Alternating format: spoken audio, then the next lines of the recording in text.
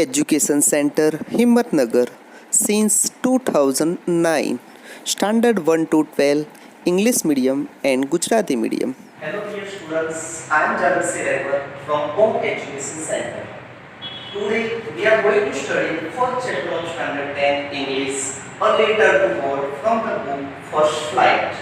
The lesson is written by G.L. Fields. The main characters of this lesson are Lencho, who is a farmer, a postman and a postmaster. So in this lesson we are going to discuss about the faith of Lencho towards the God.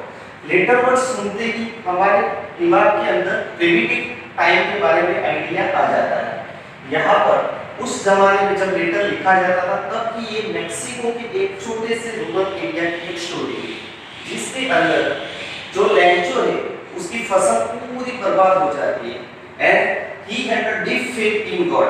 आज हमारे अंदर उतना भगवान के ऊपर भरोसा है कि नहीं है, लेकिन लैंचो को भगवान के ऊपर बहुत भरोसा है। He had deep faith in God. So he wrote a letter to God. He described the conditions of his family and he requested God to help him. He did not have any time of discussion with anyone, but he had a deep faith towards the God. So let's move toward the summary of this lesson. Thank you. Hello dear students, अब मैं आपको इसकी पूरी summary English में video description से समझाऊंगा। The only house in the entire valley overlooked. Lencho, the owner of the house and field, had been looking at the sky all morning. He told his wife that it was going to rain, मतलब कि बारिश होने वाली है। Soon, true to Lencho's prediction, big drops of rain began to fall. बारिश शुरू हो जाती है। Lencho went outside to enjoy the rain. He felt that it wasn't rain but 10 and 5 cent pieces. With satisfaction, he watched the rain shower his ripe cornfields. Suddenly, a strong wind began to blow. Then large hailstones began to fall. Lencho's happiness now turned to worry. He hoped the rain would stop soon, otherwise his crops would be destroyed. But the rain did not stop at all. It covered the house, the field, and the valley with a layer of hailstones. The harvest was completely destroyed. Lencho stood in the middle of his ruined field and thought that a plague of locusts would have been better than this. It was a sad night for the Lencho family. बहुत ही दुखी हो जाते वो लोग। However, they had one hope, God. भगवान पे भरोसा था उनको। That night, Lencho thought about God and his all-seeing ways. So he decided to write a letter to God, asking for 100 pesos to sow his fields as well as survive until next year. He went to the post office the next day to stamp and mail the letter. The postman, on seeing the letter, laughed and took it to show it to his boss. The postmaster, a fat, cheerful man, laughed as well, but he admired Lencho's faith in God. Not wanting to disappoint Lencho, he decided to write an answer. He also realized that he would have to send some money along with the letter, so he collected contributions from his employees and friends. He also donated a part of his salary.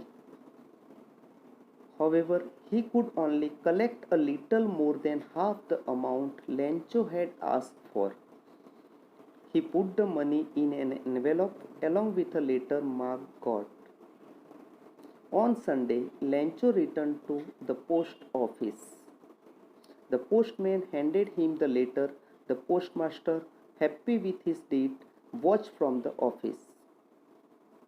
Lencho was a man of faith, so he wasn't surprised to see the money. However, he was angry when he counted the money. Immediately, he asked for ink and paper. He sat at the writing table and slowly wrote a letter. It looked like he was having trouble expressing his thoughts on paper. Finally, he finished the letter and dropped it in the mailbox. The postmaster immediately collected the letter and opened it. In the letter, Lencho had written that of the 100 pesos, only 70 pesos reached him. He needed 30 pesos more. But he asked God not to send it through the post office. He believed people at the post office were thieves who. Dear students, now I am going to explain the lesson word to word, line to line, paragraph to paragraph. Now, what you need to do is you have to keep the textbook along with you so that you can match my wordings with the textbook. So, let's start the lesson. The house, the only one in the entire valley, set the crest of a low hill. From this height, one could see the river and the field of ripe corn, dotted with the flowers that always promised a good harvest. The only thing the earth needed was a downpour or at least a shower. Throughout the morning, Lencho, who knew his fields intimately, had done nothing else but see the sky towards the northeast. वो मकान जो पूरी घाटी मतलब कि entire volley का इकलौता मकान जो कि सॉलिटरी हाउस था, एक निचली पहाड़ी की चोटी जिसको हम इंग्लिश में बोलते हैं क्रेस्ट पर स्थित था। इस ऊंचाई से नदी तथा पके हुए मकई के उस खेत को देखा जा सकता था जो फूलों से भरा था, जिनसे एक अच्छी फसल या पैदावार होने का भरोसा होता था। एकमात्र चीज जिसकी धरती को जरूरत थी वह थी या तो बारीक बारिश जिसको हम डाउनपोर बोलते हैं, या फिर कम से कम एक बौछार, बौछार मतलब कि शावर। उस पूरी सुबह लेंचो जो अपने खेतों से भली भांति परिचित था ने उत्तर पूर्व के आकाश को देखने के अतिरिक्त कोई और काम नहीं किया था। Now we are really going to get some water women. The woman who was preparing supper replied, "Yes, God willing." The older boys were working in the field while the smaller ones were playing near the house until the woman called to them all, "Come for dinner."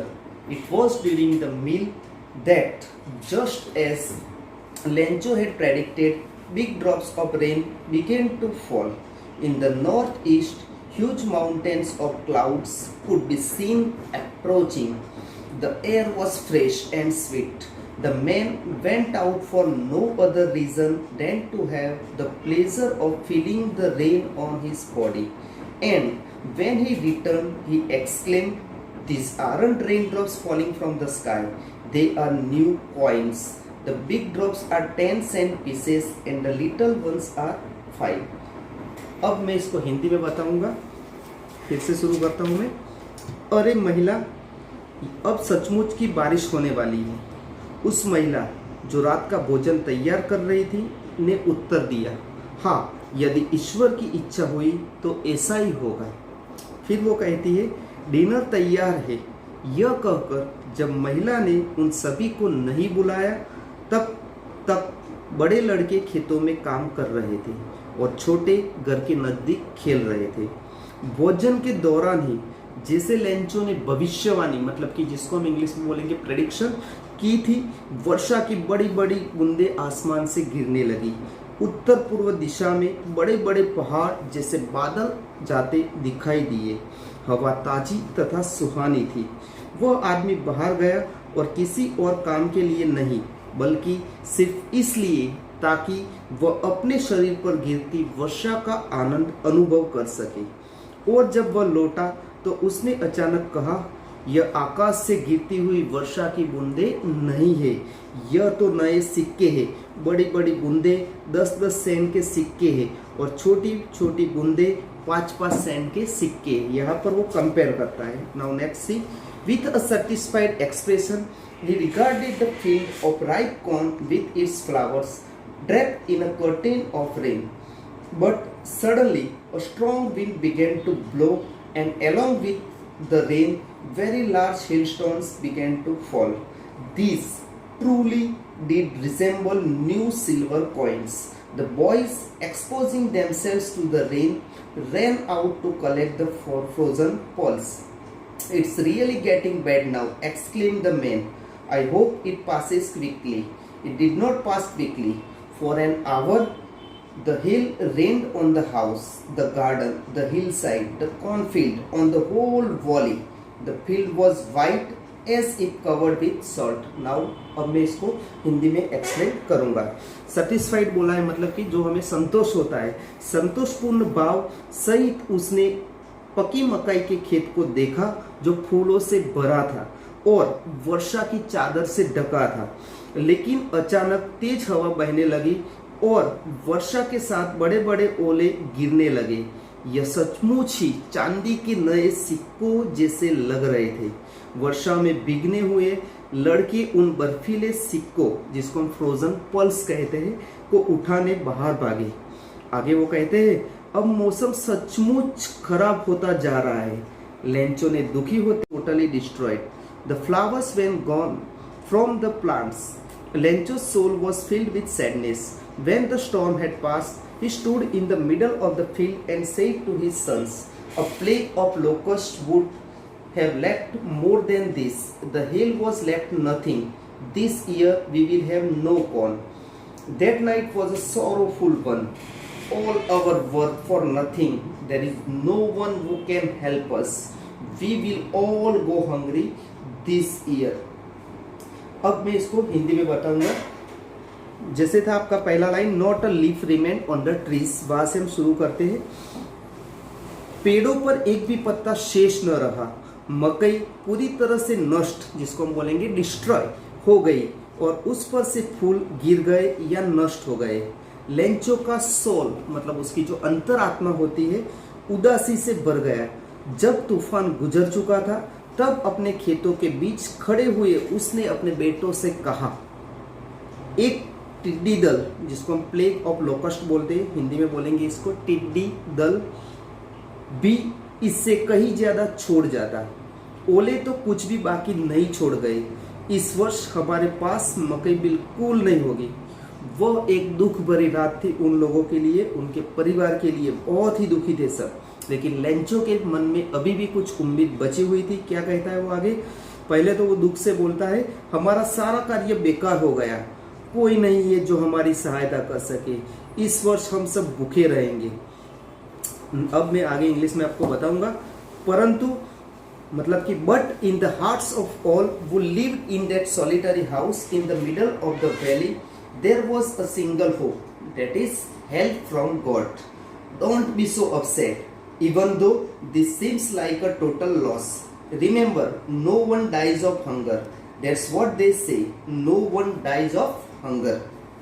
All through the night, Lencho thought only of his one hope, the help of God, whose eyes, as he had been instructed, see everything, even what is deep in one's conscience. Lencho was an ox of a man, working like an animal in the fields, but still he knew how to write. The following Sunday at daybreak, he began to write a letter which he himself would carry to town and place in the mail. It was nothing less than a letter to God. अब आगे जो आने वाला है उसके अंदर Lencho बहुत ही उम्मीद के साथ भगवान को एक लेटर लिखने जा रहा है. उसको पूरी उम्मीद थी कि दुनिया में कोई हेल्प करे या ना करे, लेकिन भगवान मेरे लेटर का आंसर जरूर देंगे, मेरी बात जरूर सुनेंगे. तो let's see the translation of this paragraph. हमारा इतना दुखी या परेशान मत हो. यद्यपि ऐसा लगता है कि सब नष्ट हो गया है, याद रखो भूख से कोई नहीं मरता. वे तो यही कहते हैं, भूख से कोई नहीं मरता. पूरी रात लेंचो अपनी एकमात्र आशा के संबंध में सोचता रहा. ईश्वर जिनकी आंखें जैसा कि उसे बताया गया या सिखाया गया था सब कुछ देखती है, यहाँ तक कि वह भी जो मनुष्य के अंतर्मन, जिसको हम बोलेंगे कॉन्सायंस, अंतरात्मा में होता है. आगे जैसे मैंने बताया, सही सहायता. लेंचो एक मेहनतकश इंसान था. वह खेतों में पशु की तरह काम करता था, परंतु फिर भी उसे लिखना आता था. आगे इंग्लिश में पहले मैं पढ़ूंगा इसको. God he wrote, if you don't help me, my family and I will go hungry this year. I need 100 pesos in order to sow my field again and to live until the crop comes, because the hailstorm, बहुत ही दुखी था वो. He wrote to God on the envelope, put the letter inside, and still troubled went to town. At the post office he placed a stamp on the letter and dropped it into the mailbox.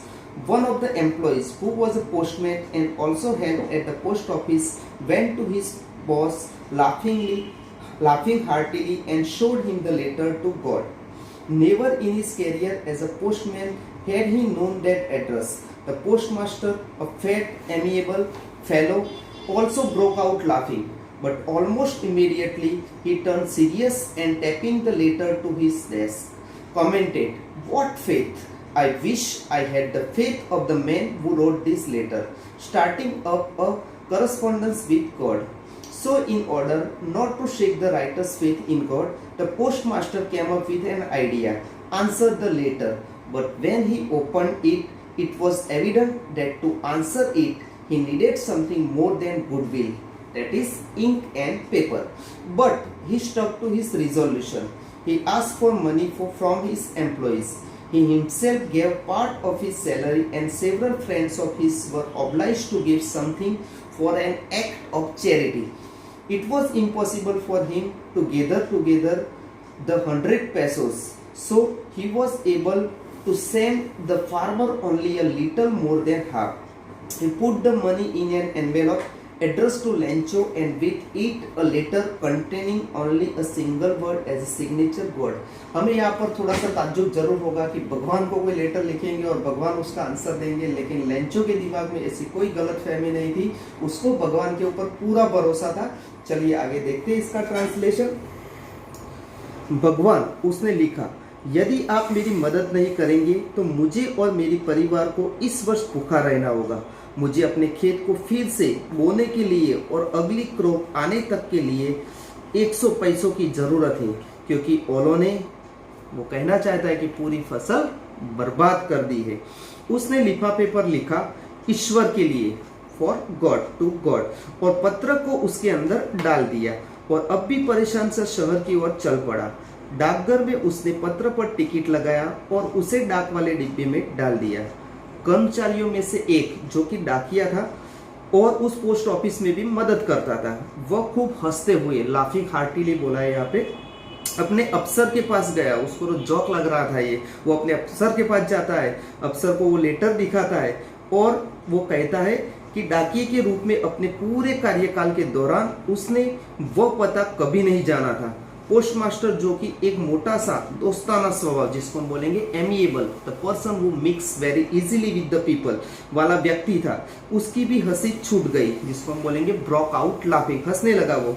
किंतु लगभग तुरंत ही वह गंभीर, मतलब कि serious हो गया और डेस्क के ऊपर पत्र को खटखटाते, मतलब कि टैपिंग हुए, कहने लगा, कैसी आस्था है, व्हाट अ फेथ, काश मेरी भी आस्था उस आदमी जैसी होती जिसने यह पत्र लिखा है। ईश्वर तो ईश्वर के साथ ही पत्र व्यवहार शुरू कर दिया। तो लेखक का ईश्वर में विश्वास ना डगमगाने देने के लिए पोस्टमास्टर को एक विचार सूझा, इस पत्र का उत्तर दिया जाना चाहिए। किंतु जब उसने यह पत्र खोला तो स्पष्ट था कि उसका उत्तर देने के लिए दयाभाव, कागज और शाही के अलावा भी कुछ चाहिए होगा। क्या चाहिए होगा डियर स्टूडेंट्स? पैसे। लेकिन वह अपने निश्चय पर अडिग रहा। He was firmly based on his resolution. उसने अपने कर्मचारियों से पैसे मांगे, स्वयं भी अपने वेतन, मतलब कि सैलरी का कुछ भाग दिया और उसके अन्य मित्रों को भी दयालुता के इस काम में कुछ देना पड़ा। उसके लिए 100 पैसों को इकट्ठा करना असंभव था, इसलिए वह किसान को आधे से थोड़ा अधिक ही बेच पाया। आगे देखते हैं। The following Sunday Lencho came a bit earlier than usual to ask if there was a letter from him.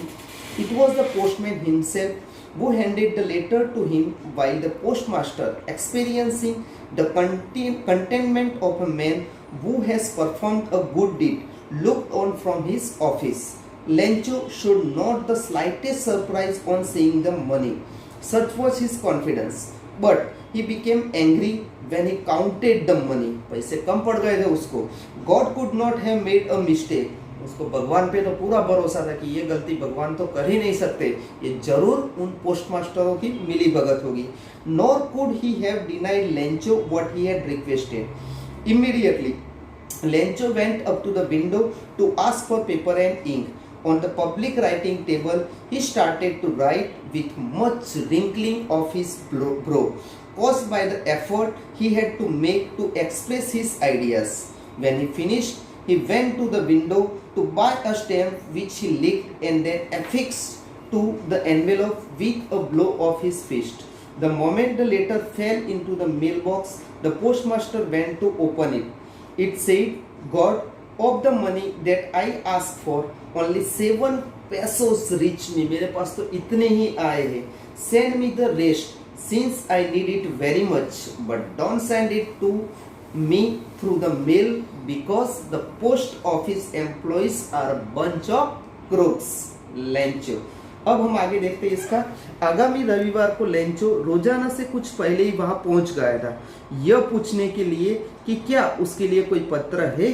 डाकिये ने खुद उससे पत्र दिया, जबकि पोस्टमास्टर वैसा संतोष, मतलब कि जिसको हम बोलेंगे कंटेनमेंट, जो एक अच्छा काम करने वाला व्यक्ति अनुभव करता है, करते हुए पोस्ट ऑफिस से देख रहे थे. लेंचो के पैसे देखकर बिल्कुल आश्चर्य नहीं हुआ. उसका विश्वास ऐसा था, किंतु जब उसने पैसे गिने तो वह क्या करेगा? क्रोधित हो जाएगा. किंतु जब उसने पैसे गिने तो वह क्रोधित हो गया. ईश्वर गलती नहीं कर सकते थे और ना ही वह लेंचो को जो उसने मांगा था देने से मना कर सकते थे. तुरंत ही कागज और शाही मांगने के लिए लेंचो खिड़की पर गया. फिर पब्लिक के लिए रखी हुई मेज पर अपनी बोह पर बल देते हुए जो अपने विचारों को व्यक्त करने के प्रयास में पड़ रहे थे, उसने लिखना शुरू किया. जब उसने लिखना समाप्त कर दिया तो वह टिकट खरीदने खिड़की पर गया, जिसे उसने अपनी जीभ से गीला किया और फिर मुट्ठी से गुस्सा मारकर लिफाफे पर चिपका दिया. जैसे ही पत्र डाक के डिब्बे में गिरा, पोस्टमास्टर उसे खोलने के लिए चला गया. वहां पे उसमें लिखा था, ईश्वर, वे पैसे जो मैंने मांगे थे उसमें से केवल 70 पैसे ही मेरे पास पहुंचे हैं. मुझे बाकी पैसे भेज दीजिए, क्योंकि मुझे इनकी बहुत जरूरत है. किंतु यह पैसे मुझे डाक पर मत भेजना, क्योंकि डाकघर के कर्मचारी ठग है. लेंचो.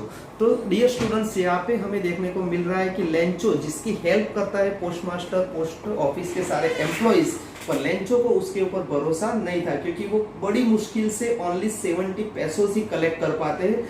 जबकि उसके पास जब वो मिलते हैं तो उसको गॉड पे तो भरोसा है कि भगवान तो गलती नहीं कर सकते, वो तो 100 पैसों ही भेजेंगे मेरे लिए. लेकिन ये जो पोस्टमास्टर के लोग हैं वो बहुत ही चीटर्स टाइप के लोग हैं और मेरे बाकी के पैसे उन्होंने ले लिए. तो वो दूसरा लेटर लिखता है जिसमें वो कहता है कि जब मुझे आप पैसे भेजो तो इनके थ्रू मुझे मत भेजना, मुझे डायरेक्ट भेजना, ताकि मुझे पूरे